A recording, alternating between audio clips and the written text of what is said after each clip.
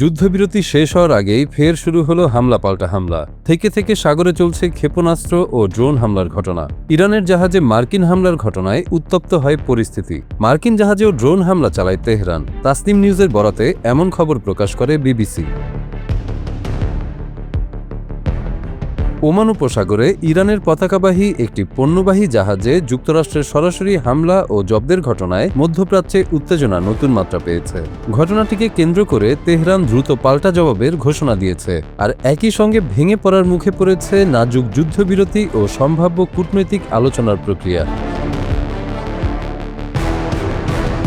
অন্যদিকে ইরান এই ঘটনাকে সশস্ত্র জলদস্যুতা আখ্যা দিয়ে তীব্র প্রতিক্রিয়া জানিয়েছে।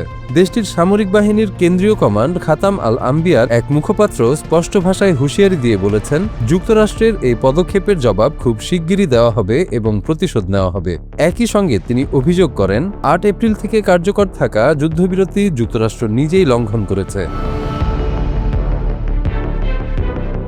রোববার যুক্তরাষ্ট্রের গাইডেড মিসাইল ডেস্ট্রয়ার ইউএসএস প্রুয়ান্স ইরানের পতাকাবাহী তুস্কা নামের একটি কন্টেইনার জাহাজকে লক্ষ্য করে গুলি চালায়। মার্কিন পক্ষের দাবি, জাহাজটি তাদের আরোপিত নৌ অবরোধ ভেঙে যাওয়ার চেষ্টা করছিল এবং একাধিকবার সতর্ক করা হলেও থামেনি। এরপর জাহাজটির ইঞ্জিন রুম লক্ষ্য করে গুলি চালানো হলে সেটির প্রপালশন ব্যবস্থা অচল হয়ে পড়ে এবং জাহাজটি থেমে যেতে বাধ্য হয়। পরে সেটিকে যুক্তরাষ্ট্রের নিয়ন্ত্রণে নেওয়া হয়। মার্কিন প্রেসিডেন্ট ডোনাল্ড ট্রাম্প জানিয়েছেন, জাহাজটি এখন সম্পূর্ণভাবে তাদের নিয়ন্ত্রণে এবং এতে কী ধরনের পণ্য ছিল তা পরীক্ষা করে দেখা হচ্ছে। যুক্তরাষ্ট্রের সেন্ট্রাল কমান্ডের তথ্য অনুযায়ী জাহাজটি চীন থেকে যাত্রা শুরু করে ইরানের বন্দর আব্বাসের দিকে যাচ্ছিল।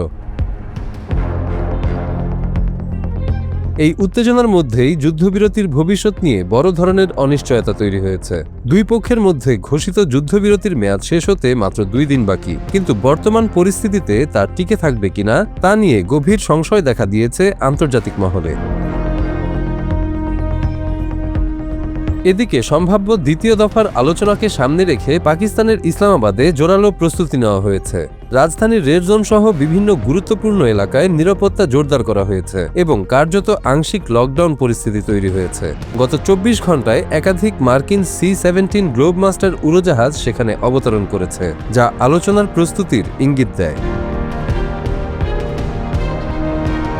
তবে এই কূটনৈতিক প্রক্রিয়ায় বড় ধরনের অনিশ্চয়তা তৈরি করেছে ইরানের সাম্প্রতিক অবস্থান। দেশটির রাষ্ট্রীয় সংবাদ মাধ্যম তাসনিম নিউজ এজেন্সি জানিয়েছে, যুক্তরাষ্ট্রের আরোপিত নৌ অবরোধ বহাল থাকলে পাকিস্তানে আলোচনার জন্য কোনো প্রতিনিধি দল পাঠানোর বিষয়ে এখনও কোনো চূড়ান্ত সিদ্ধান্ত নেয়নি তেহরান। বরং অবরোধ প্রত্যাহার না হলে আলোচনায় অংশগ্রহণের সম্ভাবনাই অনিশ্চিত হয়ে পড়বে বলে ইঙ্গিত দেওয়া হয়েছে। তাসনিমের প্রতিবেদনে বলা হয়, বর্তমান পরিস্থিতিতে ইরান এখনও বিষয়টি পর্যালোচনা করছে এবং আলোচনায় যোগ দেওয়া পুরোপুরি নির্ভর করছে যুক্তরাষ্ট্র অবরোধ তুলে নেয় কিনা তার উপর।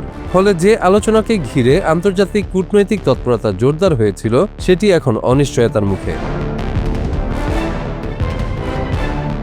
উত্তেজনার আরেকটি গুরুত্বপূর্ণ দিক হল হরমুজ প্রণালী ইস্যু। ইরানের প্রভাবশালী নেতা ইব্রাহিম আজিজি স্পষ্টভাবে জানিয়েছেন, এই কৌশলগত জলপথের নিয়ন্ত্রণ তেহরান কখনোই ছাড়বে না। বিশ্বের প্রায় 1/5 জ্বালানি তেল ও গ্যাস এই পথ দিয়ে পরিবাহিত হয়, ফলে এর উপর নিয়ন্ত্রণ বৈশ্বিক অর্থনীতির জন্য অত্যন্ত গুরুত্বপূর্ণ। আজিজি আরও ইঙ্গিত দিয়েছেন, ইরান এই প্রণালীকে ভবিষ্যতে একটি কৌশলগত হাতিয়ার হিসেবে ব্যবহার করতে পারে। ইতোমধ্যে এ সংক্রান্ত আইন প্রণয়নের উদ্যোগ নেওয়া হয়েছে, যেখানে জাতীয় নিরাপত্তা ও সামুদ্রিক নিয়ন্ত্রণের বিষয়টি গুরুত্ব পাচ্ছে। ইরানি জাহাজে মার্কিন হামলা এখন আর বিচ্ছিন্ন কোনো সামরিক ঘটনা হিসেবে দেখার সুযোগ নেই। এটি সরাসরি প্রভাব ফেলছে যুদ্ধবিরতির স্থায়িত্ব, সম্ভাব্য কূটনৈতিক আলোচনা এবং বৈশ্বিক জ্বালানি নিরাপত্তার উপর। ফলে পরিস্থিতি কোন দিকে মোড় নেয় তা নিয়েই এখন গভীর উদ্বেগ ও নজর আন্তর্জাতিক অঙ্গনে।